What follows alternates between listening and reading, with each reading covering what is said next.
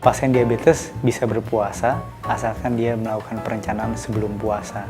Biasanya dia harus konsultasi 1 atau 2 bulan sebelum bulan puasa.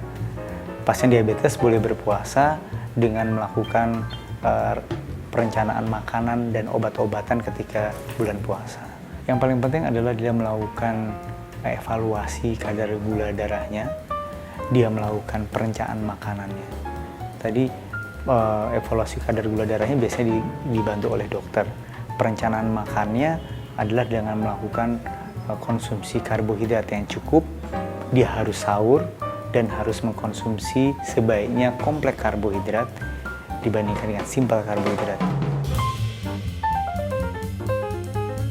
Ada beberapa kondisi yang menyebabkan pasien diabetes itu harus melakukan stop pada saat dia melakukan kegiatan puasa.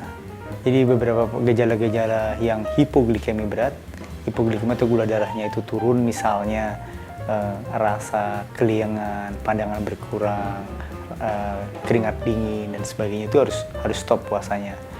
Atau gejala hiperglikemi yang berat, misalnya dia sesak nafas, kemudian dia mual-mual hebat, itu juga harus stop kondisi puasanya untuk diabetes.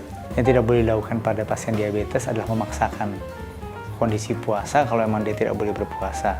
Pasien yang punya komplikasi berat tidak boleh berpuasa. Pasien yang gula darahnya tidak terkontrol tidak terkontrol berat tidak boleh berpuasa. Pasien yang menggunakan insulin dengan dosis yang lebih dari 3 kali sehari juga tidak boleh berpuasa. Pasien yang punya penyakit tertentu, maka disesuaikan dengan kondisi penyakitnya dan hasil laboratoriumnya pada saat dia ingin mulai berpuasa, seperti itu ya. Artinya, saya buktikan contoh pada orang-orang penyandang diabetes, pada waktu berpuasa karbohidrat tetap harus ada. Sumber karbohidrat yang paling sering digunakan untuk orang Indonesia tentunya nasi ya. Jadi nasi tetap harus diberikan, cuman dipilih. Kalau misalnya ada nasi yang berwarna, tentunya akan jauh lebih baik. Misalnya nasi merah, nasi coklat, atau nasi hitam dengan jumlah yang disesuaikan dengan kebutuhannya pada saat sebelum mulai berpuasa. Jadi kalau selama berpuasa, maka bagi penyandang diabetes, hal yang harus dilakukan yang pertama, perhatikan jumlah makanan yang harus dikonsumsi. Yang kedua, perhatikan frekuensinya, kapan harus dimakannya. Jangan lupa makan selalu harus terbagi dalam bentuk small and frequent. Jadi sering dan kecil-kecil jumlahnya ya. Kemudian juga harus diperhatikan jangan lupa cairan.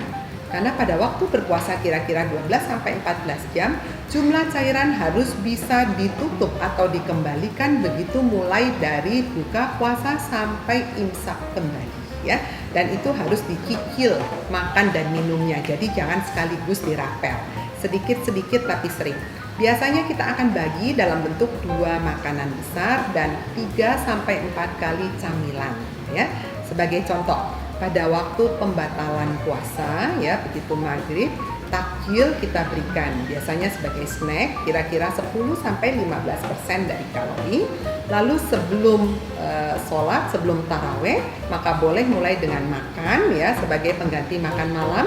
Lalu sesudah taraweh boleh diberikan snack kembali, dan sebelum tidur biasanya diberikan tambahan snack lagi yang cukup mengandung cairan. Lalu pada waktu pagi harus sahur, kita batalkan dulu, kita isi dulu dengan snack, dan pada waktu sahur kita makan sebagai pengganti makan pagi atau makan siang, dan mendekati imsak kita berikan kembali snack lagi ya. Alangkah baiknya jika snack yang diberikan adalah snack yang mengandung tinggi cairan, sehingga kebutuhan cairan selama mulai dari maghrib sampai imsak itu terpenuhi untuk 1 hari.